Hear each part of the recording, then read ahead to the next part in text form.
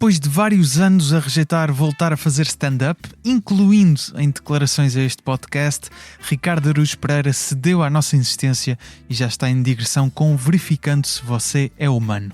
Oficialmente o primeiro solo da carreira, apesar de até se ter destacado quando subia a palco no Levanta-te e Ri, o humorista já atua no Porto, segue-se a Mel Arena em Lisboa a 5 e 6 de junho em sessões esgotadas. No mesmo mês vai ainda aos arquipélagos da Madeira e Açores e quem sabe lá fora no futuro.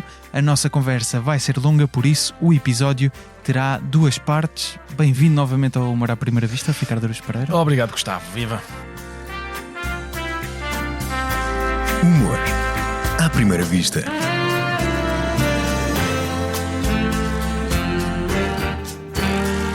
Com Gustavo Carvalho.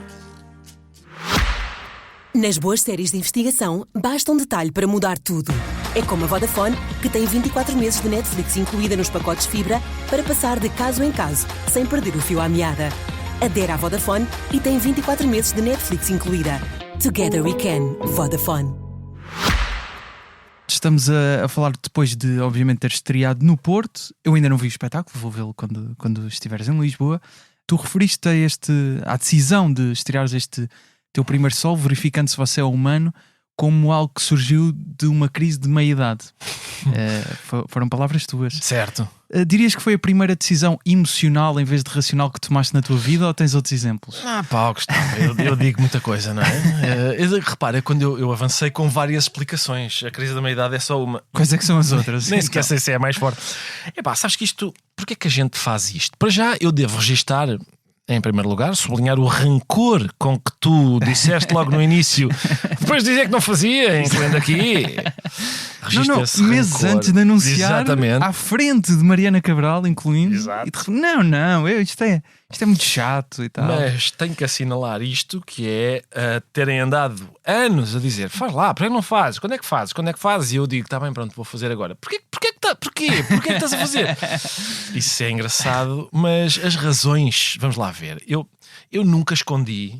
Sempre que recusava, eu dizia que qualquer dia talvez isso acontecesse, e nunca escondi que eu tenho interesse nisto, no sentido de que isto repara, é a minha profissão. A minha profissão pode ser desempenhada de várias maneiras.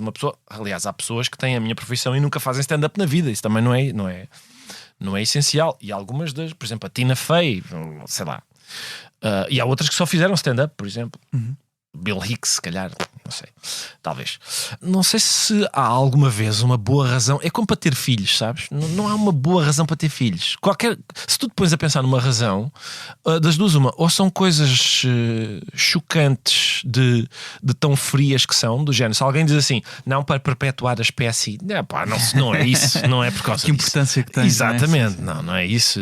Ou então a tua versão da espécie, se calhar. Exatamente. Ou então há pessoas que dizem assim, não, porque para dar sentido à minha vida. Não pões esse peso nas costas de um ser que de repente existe para dar sentido à tua vida. É essa a sua função. Pelos vistos, a vida dele depois só tem sentido quando ele tiver filhos e não sei o quê. Ou essas coisas de não, porque dá muita alegria. Com certeza, mas não vai gerar Mas foi uma decisão com base em emoção ou não? Foi com base. Não tem, quer dizer, eu acho que devíamos fazer um diagrama, um daqueles pie charts em que. Mas tu não vais gostar, acho eu, não vais gostar porque há uma percentagem de racionalidade que é. Racionalidade muito fria, que é: eu fiz 52 anos na semana passada, acho que está na altura, não é? Está na altura de me deixar de coisas e fazer uma coisa assim. Isso é racional. Mas também há outras coisas, como por exemplo, há uma fatia aí de vaidade, provavelmente. Provavelmente porque é que uma pessoa mete na cabeça que vai subir a um palco e falar para uns milhares de pessoas. É provavelmente porque está convencida de que tem alguma coisa para lhes dizer, ou de que elas vão querer ouvi-lo. E aí haverá uma dimensão qualquer disso. São sentimentos que não são assim tão nobres. Mas há também uma vertente que eu diria emocional, apesar na ideia de vou morrer, então tenho que me despachar a fazer isso, não é? É capaz. É capaz também de haver aí qualquer coisa. Sim, essa é a dimensão de crise da meia-idade. É de pensar isto já não tenho outro tanto, não é? Portanto está na hora de... Por exemplo, o podcast assim vamos ter de falar de outra maneira. bem como o regresso da Mixórdia de Temáticas numa altura em que tinhas até diários de programa de Isto é Gozar com Quem Trabalha e Mixórdia, portanto rádio de manhã, televisão à noite.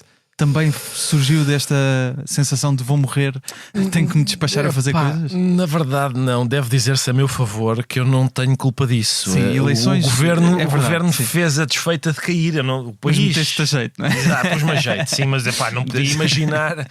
Já sabias, já sabes, já governo... estás a par que isto acontece. O governo não tinha sido eleito assim há tanto tempo e de repente cai e é isso. E de repente eu vejo-me a fazer rádio todas as manhãs e televisão todas as noites. É uma coisa realmente absurda. E ouve lá, e a gente, tanto num sítio como no outro, tenho os meus amigos com quem eu chego lá com o meu textinho, não é? E na comercial, e fazemos aquilo com os meus amigos com quem eu já fazia edições anteriores, e também com o Manuel Cardoso, que agora também encontrei lá. E aqui na SIC, quando a gente tinha de vir fazer o programa, também estava acompanhado. Ou seja, é uma floresta escura, mas alguém me está a dar a mão, estou de mão dada com alguém. É mais fácil. E alguém te deu a mão neste processo do stand-up? Neste não, neste é um em que não estás de mão dada com ninguém, estás de facto sozinho. Essa solidão, esse desamparo é bastante assustador, pá. Isso não nego. E confirmas que aí tu usaste várias vezes a metáfora do bicho de 1000 cabeças, sem ou dúvida mais, nenhuma. Não é? Confirmaste isso no Porto? Eu confirmo isso essa metáfora? sim, concordo. Eu confirmo isso em todo o lado. Eu acho que sim, que o público é um bicho de X cabeças, é o número, é a lotação da sala, não é? Isso fica muito claro. Por exemplo, quando a gente está no Campo Pequeno, ainda no outro dia estava a atuar no Campo Pequeno, numa coisa de quer dizer, privada, corporativa, exatamente. E aquilo é giro no Campo Pequeno, porque os bastidores são os bastidores da tourada, é o sítio onde os forcados estão antes de entrarem para enfrentar um bicho que só tem uma cabeça. E por isso ali fica muito mais claro essa ideia de que vais sair para enfrentar um bicho e que o bicho tem aquelas cabeças todas. Mas é engraçado, porque de facto o público, as plateias, uma plateia é uma espécie de, é uma entidade orgânica, mas não há duas iguais, é preciso controlá-las de uma maneira às vezes diferente, às vezes as coisas ficam bem desde o início, parece depois uma bola de neve a cair e imparável. Outras vezes é mais difícil, é preciso, por uma razão qualquer, houve qualquer coisa na nossa relação que emperrou e é preciso olear aquilo, voltar a ganhar o domínio daquilo. Sim. Há outra coisa que aproxima as plateias de um bicho, que é, eu acho que instintivamente a plateia cheira como os bichos. Se tu tens cagufa, se tens confiança. Que cheiro é que achas que a plateia sentiu quando entraste em palco no Porto? Eu estou muito habituado, por causa da minha vida, a fingir que está tudo sob controle. Estou muito habituado a isso porque, por exemplo, ninguém sabe que todos os domingos os meus intestinos não funcionam.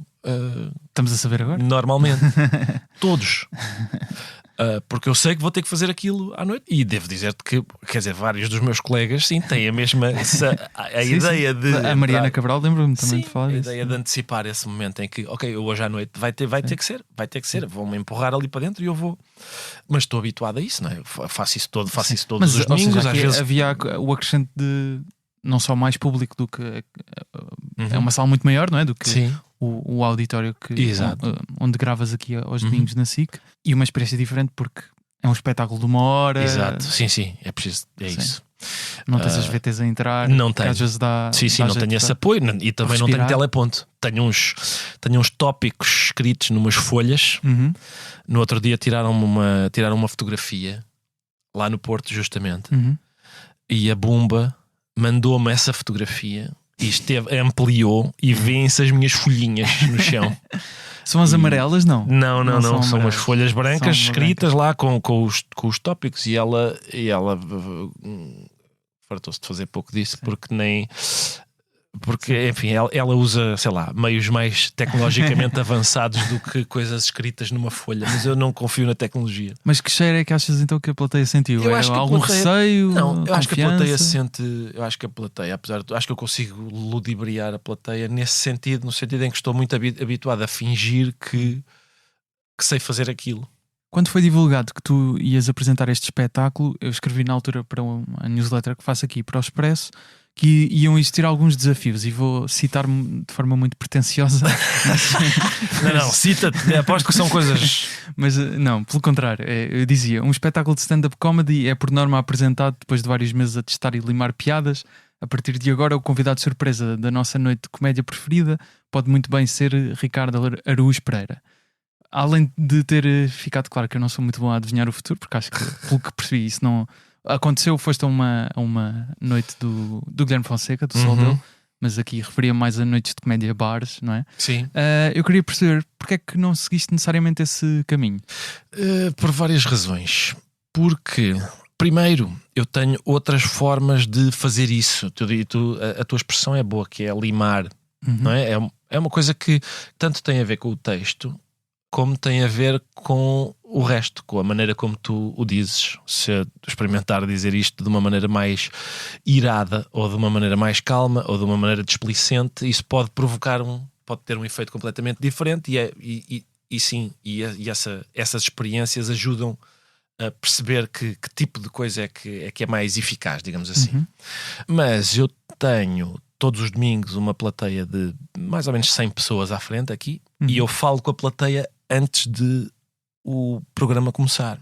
Faço, aliás, questão de estar lá antes para falar com a plateia antes do programa começar. Depois testando uns textos. Além disso, às vezes há esses eventos corporativos que eu te disse que normalmente decorrem em arenas, ou porque uma seguradora faz 150 anos, ou porque um banco apresenta... Então andaste a testar texto nas grandes arenas do país, mas eventos privados. E a questão é a seguinte: eu acho que isso é mais próximo do resultado final, ou seja, isso produz um resultado mais próximo do que eu pretendo do que um comedy club. Porquê? Pela dimensão do espaço? Não só pela dimensão, mas também pela energia do sítio. Ir a um comedy club onde estão, vamos dizer numa noite até razoável, 50 pessoas. E há um tilintar de copos, as pessoas, algumas estão de lado para o palco, aceita-se que estejam a conversar. Há um determinado tipo de energia na sala e também da tua parte que tu tens de ter para dominar esse tipo de espaço, que é muito longínquo daquele que é requerido, por exemplo, para fazer uma arena. E portanto, há coisas, e eu já tenho visto isso a acontecer, há coisas que resultam otimamente num comedy club, que têm assim mais gorduras, digamos assim, são mais conversadas, têm mais... E isso resulta num comedy club porque o ambiente é esse. Mas depois dificilmente resulta numa arena onde está tudo calado, não há nenhuma outra distração, as pessoas estão todas viradas para ti e esse é o único foco de atenção daquilo. Eu tenho visto, por exemplo, no outro dia estava a ver umas pessoas que estavam habituadas a atuar em comedy clubs e foram fazer stand-up à televisão. E o resultado foi trágico. Eu estava em casa a sofrer porque eu estava a perceber o que estava a acontecer, que era a atitude de comedy club não funciona naquele sítio que não é um comedy club. Seja o público que estava na televisão a vê-los, não. Mas não achas outra que, por coisa. exemplo, uma piada que resulte num ambiente que às vezes um comedy club, como está a dizer, alguém está a conversar ao mesmo tempo, ou um copo cai, ou o que seja, uma piada que resulta aí, é assim, isto nunca é uma coisa perfeitamente científica, não é?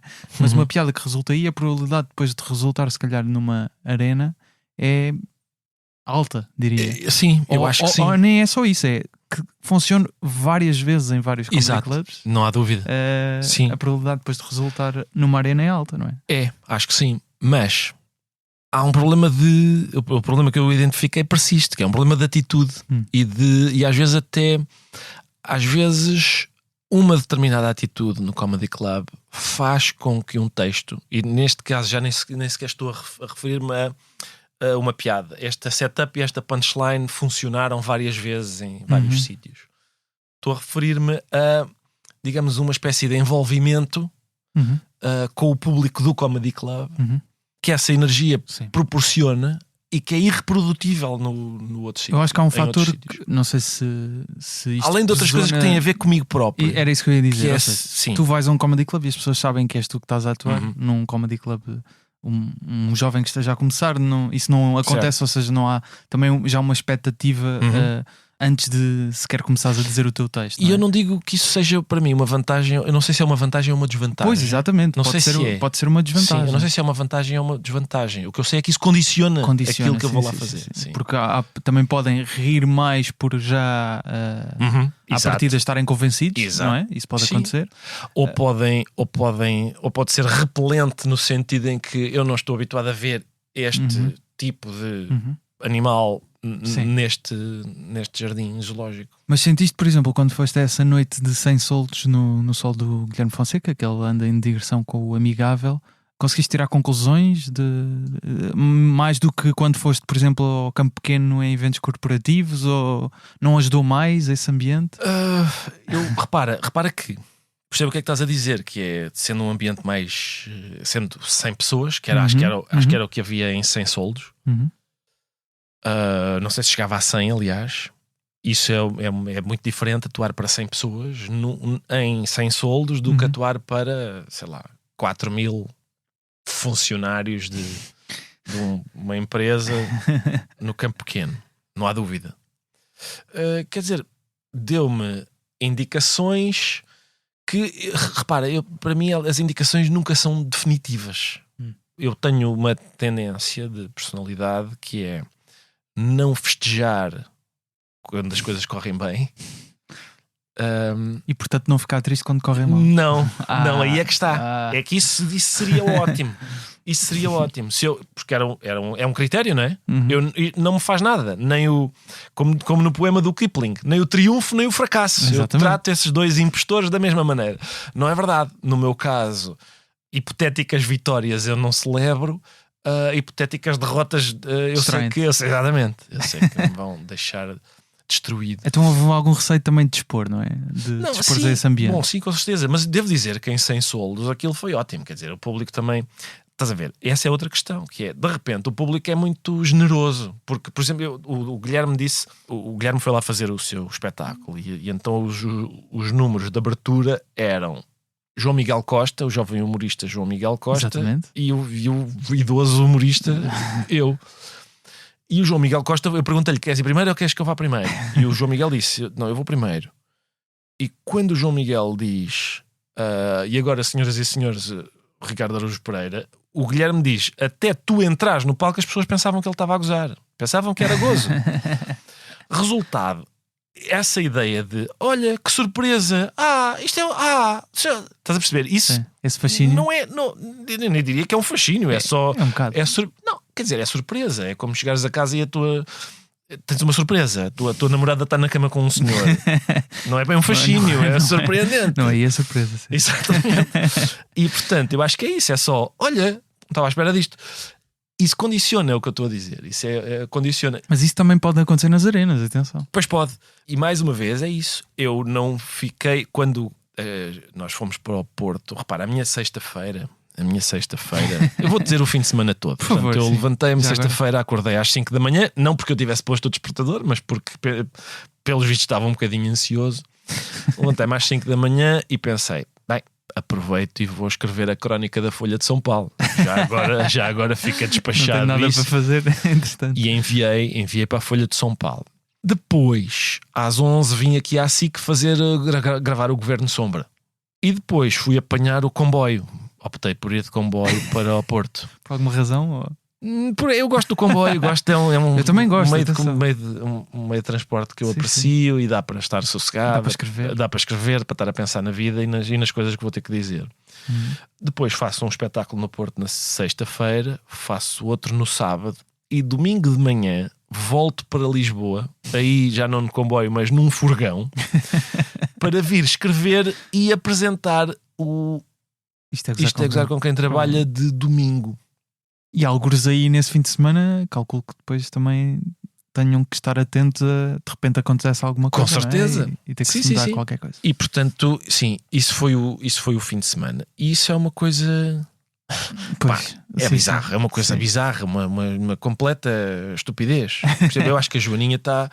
Acho que a Joaninha tirou assim umas semiférias Da Renascença. da Renascença para fazer. Bem, mas ela meteu-se numa empreitada. 50 e tal datas. É pá, é Exatamente. uma coisa inacreditável. Sim, Ela está a fazer.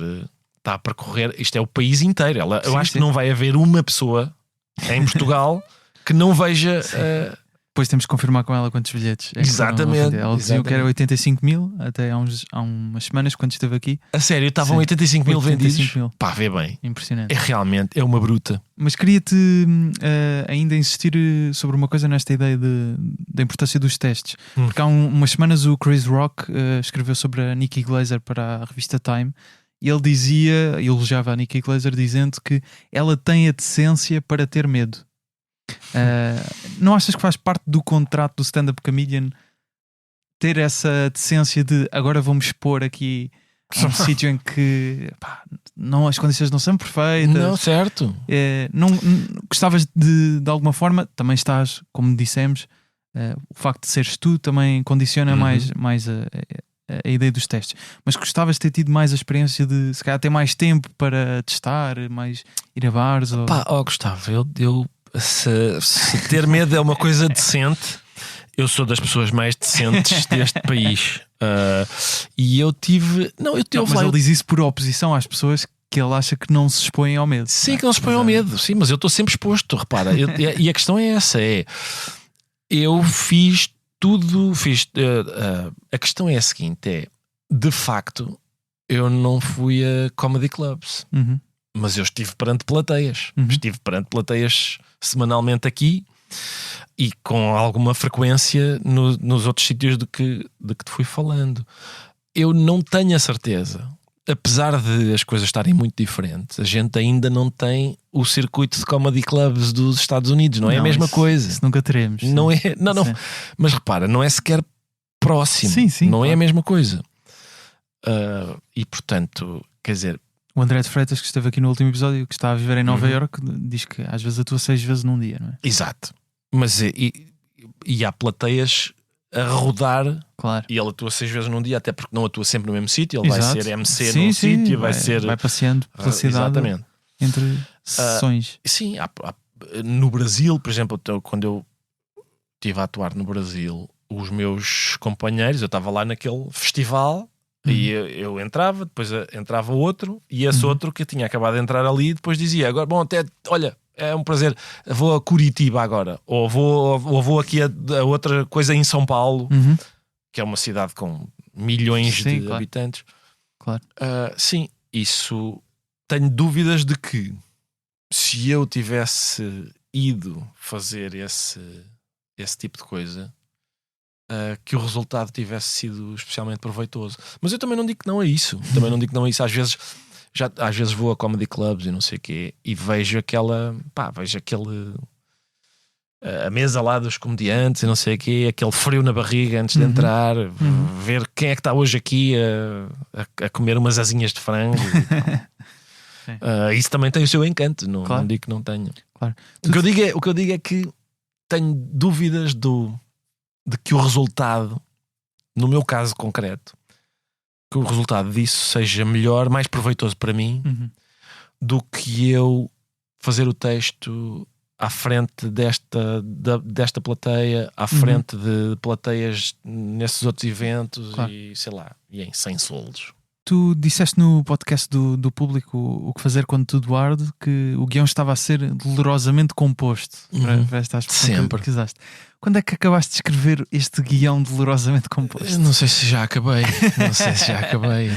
Bem, o que apresentaste no Porto tiveste Se o que apresentei no Porto, eu Acabaste acho de acabar. que acabei.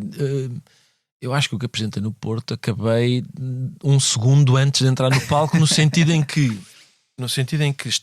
as coisas estavam lá, os tópicos estão lá, e eu sei que com aqueles tópicos eu consigo recuperar o texto da maneira certa. Mas à entrada ocorre-me o seguinte: pera, naquele momento específico é melhor dizer assim em vez de dizer de outra maneira. E isso é uma. Isso aconteceu? Exato. Sim, mas isso vai acontecer continuamente. Aliás, o plano é como eu agora vou A Lisboa 5 e 6 de junho, Lisboa, e depois depois Ilhas, vou fazer ilhas durante um mês. junho Uhum. e depois em outubro, acho eu, Vai voltar e vou andar. Ainda não está anunciado, mas estás aqui a... Não está? Acho que não. Sim, mas acho que é isso. Acho que está previsto isso e vou andar pelo país e se calhar estrangeiro e tal. Vais ao Brasil? Sei, talvez, acho que sim. Ok. E eu sei que isso vai ser... Que aquilo vai ser uma coisa orgânica, que há partes que vão... Que eu, olha, percebi agora que aquilo é melhor dito desta maneira. Ou seja, vais a mudar coisas de... Sim, no outro dia estava a dormir, acordei com uma ideia para acrescentar a uma coisa específica lá. Isso mas o ato de escrever, não sei se escreveste isto à mão, se foste... Tudo, escrevi de todas as maneiras que tu possas imaginar. Todas.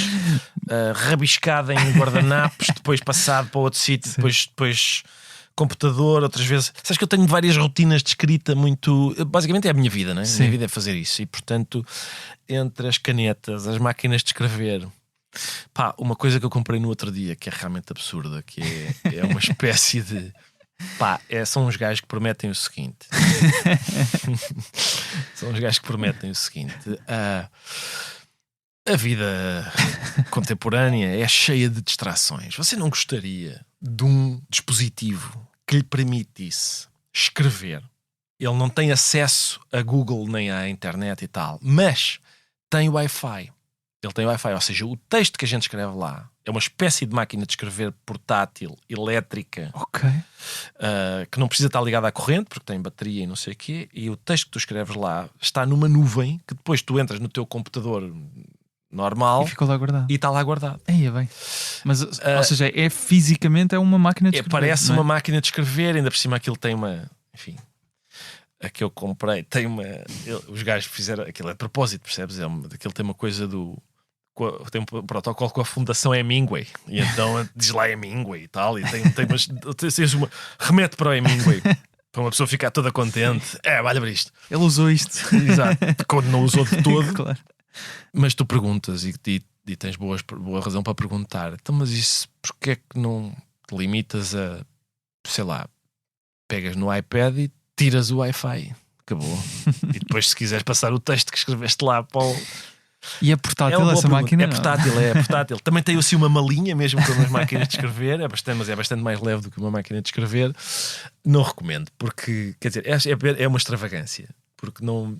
Ainda por cima não é barato e não faz sentido, na verdade. Ou seja, foste escrevendo partes em vários momentos, em vários sítios, tudo, e depois juntaste tudo. Até porque a rotina de escrita, era o que eu te estava a dizer, inclui estar a pensar com a mão. Sabes como é que é? Estou a pensar, estou a escrever e a pensar, estou a tentar resolver um problema. Porque é que isto estou a tentar pensar? Porque é que isto me interessa? Porque é que este tema, de que maneiras é que eu posso olhar para ele? E depois há uma coisa na máquina de escrever que me agrada imenso, que é o barulho. O barulho daquilo, tac, tac, tac, tac, tac, e tu começas a escrever lá. E esta mantém o barulho.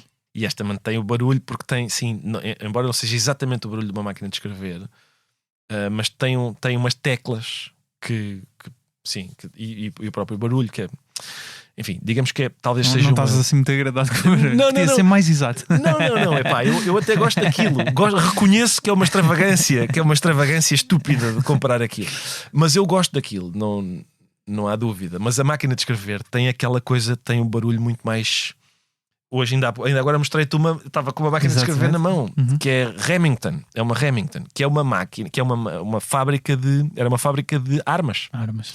E é curioso que a máquina de escrever, provavelmente sim, por causa do barulho, as metáforas mais associadas à máquina de escrever são as de um piano de jazz e de uma metralhadora. Tac, tac, tac, tac, tac, tac, tac. Sim. E é giro que os fabricantes de máquinas de escrever eram também fabricantes de armas no início. Aquilo é uma máquina, uma coisa bruta, percebes? É uma coisa bruta que se leva para a guerra e não apanha vírus. Os repórteres de guerra andavam com aquilo. E eu gosto de estar lá a fazer uma espécie de exercício de escrita automática, sabes? Aquele exercício em que tu sentas-te a escrever e dizes: quero falar sobre este tema, deixa ver o que é que sai. E vou continuar. Se a certa altura dizes... É o que sair, não é? Pensas, sim, se tu a certa altura pensas assim, não, olha, acabou-se, espremeste a pasta de dentes e a bisnaga já não tem mais... Escreve, experimenta começar. Não tenho mais nada para dizer, de repente, ok, já recuperei. Tal. O que interessa é não parares aquele movimento. No fim, Tu fazes isso para escrever? Sim, aquilo é Regularmente? ótimo. Tu ficas com, Ok. sei lá, imagina que no fim tens 3 páginas de palha. Mas há 2 ou 3 momentos, vais lá depois com uma canetinha vermelha e há 2 ou 3 momentos em que tu dizes: olha o que saiu aqui. Isto é capaz de ser o botão de uma ideia. Eu consigo construir qualquer coisa à volta disto. Isso é o fluxo de pensamento? É isso, sim, que sim, se sim, chama, é né? isso. Conscious stream, assim, uma Sim. coisa, não é? Ok. Mas então... Mas isso serve-me para tudo. Quando estou Sim. a fazer, sei lá, qualquer ideia, mixórdias, as coisas da comercial ou as coisas do programa ou a crónica da Folha de São Paulo, a crónica do Expresso, há assim um trabalho prévio que tem a ver com isso, que é, deixa-me encher aqui 3 páginas de coisas. apalpar o terreno, sim, de estar a apalpar o terreno. Mas nessa viagem de comboio que estavas a dizer que fizeste para o Porto, ias aqui a montar o puzzle ainda? Não, o puzzle já estava montado, mas eu ia pensar, ia tentar perceber se conseguia debitar 1 hora daquilo. Ias debitando na... Sim, exatamente. Aí a tua memória ajuda, não é? Ajuda um bocado. Depois eu Consegues. fiz uma coisa que é algum tempo antes, umas semanas antes, eu comecei a. Eu gravo o texto aqui no telefone e depois ouço-me a dizer o texto, gravo assim em segmentos, 5 minutos. Essa foi outra coisa boa de Sem Soldos, que foi, a certa altura pensei, vou levar aqui 4 páginas. E essas 4 páginas renderam quase 1/4 de hora. E portanto eu fiquei muito... Percebeste 15 minutos já estão. Exatamente. Ou seja, isso era... Porque repara, é muito... Normalmente eu tenho aquilo escrito num formato que me costuma indicar que cada página leva 2 minutos a dizer. Ou seja, 4 páginas serão 8 minutos. Aliás, foi isso que me deu aqui. Com os risos, Exato. o dobro. Com os risos, com os à parte, com a respiração de estares a dizer aquilo perante o público, deu 15, quase 15. Sentes-te um novato no stand-up, apesar de teres feito pela primeira vez no Levante TR? Sabes o que é curioso? É que eu me sinto um novato na comédia em geral. Eu acho que isso é uma coisa, é realmente uma coisa que me continua a fascinar. Eu sinto-me um novato sempre que a gente vem aqui, se encontra aqui de manhã ou domingo para escrever o programa, é estaca zero outra vez. É como é que se faz isto, que tipo de coisa é que temos hoje, como é que podemos abordá-la, que tipo de coisa é que podemos pedir ao Luís Rodrigues, o Insónias em Carvão, para ele desenhar. Sim, para ele desenhar, ou para ele sim, graficamente para ele fazer um vídeo em que alguma coisa acontece. É estaca zero todos os dias. É estaca zero. Não há nenhum dia em que eu diga pronto, eu agora já sei fazer. Mas ou seja, não pensarmos no panorama português, um humorista agora quer começar a fazer sátira política, à partida tu tens mais experiência do que ele em sátira política, não é? Possível. Mas do ponto de vista, por exemplo, mesmo comparando com o Guilherme ou o João Miguel Costa, que estavas a dizer que atuam em Sem Soldos, eles como estão a atuar regularmente stand-up, de repente, apesar de já teres começado há 20 e tal anos no Levanta-te e Ri, parece que as posições invertem-se um bocado, não é? É engraçado, ou seja, pensar nisso. Sim, pois é. Esse paradoxo eu assinalei logo no início, que é sou um principiante e ao mesmo tempo sou das pessoas que fazem isto há mais tempo. No país. Exato. Eu fui há uns tempos, fiz uma espécie de documentário áudio da história do Levante-te e Ri. Certo. E na altura desencantei aqui uma parte de uma atuação tua que achei curiosa, porque isso é ótimo, o espetáculo... Sim, confronta-me com coisas que eu fiz há 25 anos. Sim, vais adorar. Gostava que comentasses. Boa. Gostava que comentasses. Eu lembro-me da Gillette ser uma lâmina. Uma lâmina, bastava uma lâmina. Cortava o pelo. Uma lâmina cortava o pelo. Depois apareceu uma Gillette com 2 lâminas. A primeira levanta o pelo e a segunda é que corta o pelo. E agora já há uma Gillette com 3 lâminas. A primeira levanta o pelo, a segunda corta o pelo. E quando o pelo julga que já não há perigo, vem a terceira e ainda lhe dá mais um golpe. E eu estou preocupado por isto. Porque é evidente que a barba está a ver os anúncios. E os pelos conversam. Quer dizer, os pelos não são parvos. Ouve lá, viste aquilo? Parece que a primeira só levanta e a segunda... E os pelos agarram-se mais à cara. E baixam-se quando a lâmina passa. E por isso o futuro é a Gillette 257. Com 257 lâminas. A primeira atrai o pelo para um beco escuro. A segunda conta uma andota ao pelo. A terceira e por aí fora. Bem, nota-se que já falavas de tecnologia na altura. Sim, Ou seja, agora sobretudo a tecnologia avançada das... Epá, deixa-me ver. Vamos começar pelo embaraço, não é? Que é, há aqui uma voz aflautada deste rapaz, não é? Mas reparaste quando diz o 257, metes a voz grave. Põe a voz de anúncio publicitário. Exatamente. Sim. Ou seja, não era... Não, eu tenho muitos recursos, Gustavo, não te esqueças disso. Não, a voz aflautada deste rapaz, ele está desesperado, de facto. Sabes que há algumas pausas. Como é que mudaste a voz, por acaso? Não se faz, quer dizer, eu acho Aconteceu? que deve ser o tabaco assim, e o bagaço. Há ali umas pausas que não são motivadas pela gestão do público e do texto. São pausas para umedecer os lábios, porque a boca está muito seca, está demasiado seca. Não sei se queres ver como é que estavas vestido, vou-te mostrar aqui no computador. Sabes que depois lá em casa. Pois eu cago na maneira. Sabes que eu percebo que haja interesse. Não, é só para ver o estilo da época. Atenção. Ok. É só para datar isto. Estou com um ploverzinho, não é? Exato, Estou com um ploverzinho. Vestiste coisas piores. Pois foi. Levanta-te a rir.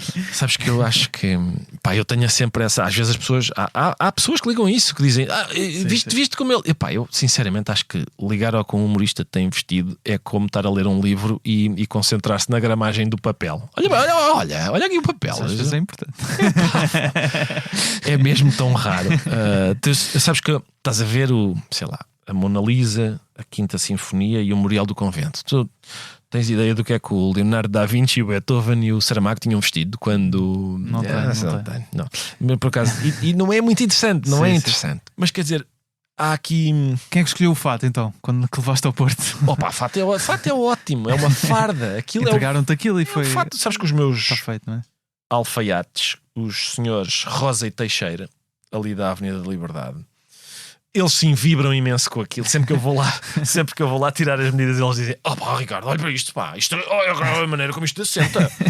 No outro dia eles fizeram já não sei que fato era, e então no outro dia chego lá e está uma revista deles aberta e estou lá eu, como se fosse um modelo do...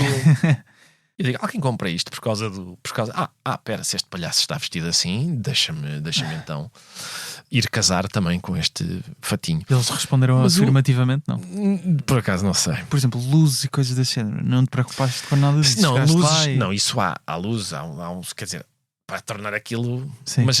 Mas não te preocupaste com isso, é o que eu estou a dizer. Não. Há uma preocupação. A produção do espetáculo. Isso são coisas diferentes, sabes? A questão é... Então. Porque quando uma pessoa, que é o meu caso, pretende ter uma estética minimalista, isso é uma estética. É minimalista, mas é uma estética. E portanto eu digo, eu quero uma estética minimalista. Eu quero um foco e quero um jogo de luzes simples atrás. E é isso. E quero um microfone com um pé e com um fio. Mais nada. Tu em entrevista ao Observador falavas desta ideia dizias que não tens pose, não é? Rejeitas a ideia de que a ausência de pose é pose, não é? Mas no entanto, até quando estávamos a conversar no início, até apontavas que naquele gráfico no pie chart, no pie não é? chart, sim. De repente esqueci-me como é que se diz em português. Um gráfico de tarte, sei lá. não é tarte, não é tarte, é um gráfico que, como é que chama isso? Bem, um gráfico de, não é de barras, é de não sei, circular. Talvez. Bem, fica assim. Eu estudei matemática, devia saber isto, mas pronto. Mas no entanto, indicavas lá está a vaidade como uma dessas partes. Isto não é ligeiramente contraditório, a ideia de não ter pose, mas ao mesmo tempo ter alguma vaidade? Ou se calhar tu sabes que tens vaidade, mas não o demonstras através da pose? Não, isso é uma boa pergunta. E vai no sentido correto, que é o de identificar a pose como realmente uma coisa que pretende convencer, que está ao serviço da vaidade, ou seja, que pretende convencer os outros de alguma coisa. E essa coisa é artificial. A pose é um artifício, não é natural. Eu rejeito no sentido em que me parece que a disposição humorística rejeita a pose. O que a disposição humorística faz, o que o olhar humorístico faz é identificar, olha, isso é uma pose, isso é, tu estás a fingir que tu pretendes incutir nas pessoas uma determinada ideia. Não sei, acho que a vaidade é mais simples do que isso. Olha, tenho uma ambição. Tenho uma, sim, de repente, sim. Quero fechar uma sala com gente que vai estar a olhar para mim e eu vou-lhes dizer coisas. Mas após, isso é uma coisa curiosa, porque de facto às vezes é isso, não tem a ver com estética, nem sequer com a forma, ou seja, não tem a ver com, por exemplo, tu podes dizer que quando nós estamos a dizer o texto, por exemplo, há um aspecto que não tem a ver com o conteúdo. Se a gente supuser que o conteúdo é o texto, há um aspecto formal que tem a ver com a maneira como tu o dizes. E isso tem um espectro muito alargado, no sentido em que, por exemplo, o Stephen Wright dizia daquela maneira e o Robin Williams dizia de outra maneira completamente diferente. O Chris Rock diz o texto aos gritos, ele próprio diz ao Seinfeld: eu não era capaz de dizer como tu tens muita confiança no teu texto, por isso é que o dizes em voz baixa. Eu preciso de estar a dizer o meu texto aos gritos. Nenhuma dessas maneiras é melhor do que outra. É só uma forma de tornar eficaz para o intérprete aquilo que ele está a dizer. E a forma normalmente afeiçoa-se, digamos, à pessoa. Outra coisa diferente é a estética, não é? Que era isso que eu estava a dizer. De facto, uma estética minimalista é uma estética. Agora, a ausência de pose não é pose. Isso é a mesma coisa que dizer tu bebes o café com açúcar. Não. Mas a ausência de açúcar também é um açúcar. Não é, filho. Não é, não. Não é. Ou seja, a pose é de facto uma máscara artificial na qual eu não tenho interesse, até porque acho que faz parte do meu trabalho apontar para poses. Mas tu sentes que há muitos humoristas sem pose? Até estou a falar no espectro internacional. Sim. É difícil apontar cada vez O que mais. achas que não há humoristas sem pose? Cada vez há mais humoristas com pose. O Dave Chappelle tem uma pose. Repara. Ou isso é só estética? Eu acho que é pose. Não, eu não diria que é estética, mas também diria que sim, podemos admitir que sim, mas por exemplo, o Mark Normand tem uma pose, o Nate Bargatze tem uma pose, o Neil Brennan tem uma pose. Não sei bem, mesmo o Bill Burr, não vejo que ele tenha uma pose. Não vejo que ele tenha pose. Eu percebo o que tu dizes, por exemplo, é interessante tu dizeres isso do Dave Chappelle, que é ele às vezes está a fumar, sim. Olha para este style e tal. Eu tenho ficado, eu não sei se viste o último especial do Dave Chappelle, eu acho que ele de repente desistiu. Quer dizer, ele é mais um. Isso é aquele que foi ao vivo, não é? Eu acho que ainda não vi esse. Não, sim, este último, em que começa eu com nos anteriores. Pois, neste, é uma coisa. Mas ouvi uma entrevista dele recente odiei aquilo. à NPR, que ele já tinha ali algumas ideias diferentes sobre aquelas polémicas que tinha existido com ele sobre as piadas que tinha feito sobre pessoas trans e ir à Arábia Saudita, ir à Arábia Saudita a justificar-se e tal. Sim, ele neste momento está feito um pregador, é uma espécie de, este último especial dele começa com uma frase, digamos, aquelas filosofias de plástico que é preferida pela mãe dele, que lhe diz, a certa altura diz-lhe: filho, tu és um cordeiro, mas para seres um cordeiro tu precisas de ser um leão para depois então poderes ser um cordeiro. Por amor de Deus. E ele faz daquilo uma coisa e depois, repara, esse especial em que ele, aí a meio, ele diz: bom, vou então terminar. E eu: o quê? Já? E ele começa com uma história que pode até ser interessante do ponto de vista histórico, em que ele tenta justificar que há um pugilista negro que fez qualquer coisa bastante importante pelos direitos civis americanos e de repente o Stevie Wonder entra nisso, e a música Happy Birthday to You é sobre o aniversário do Martin Luther King e faz parte da luta para tornar o aniversário do Martin Luther King um feriado nacional, e a maneira como isso é importante. E de repente aquilo é uma TED Talk. Repara, eu não estou a dizer que sou um purista. O que eu estou a dizer é que há várias maneiras de fazer comédia. Eu agradeço é que seja comédia. Ou seja, não é um comício, não é uma TED Talk, não é uma sessão de psicanalista, é comédia. E há largos momentos em que me parece que ele desistiu, não está a tentar fazer isso. Sim.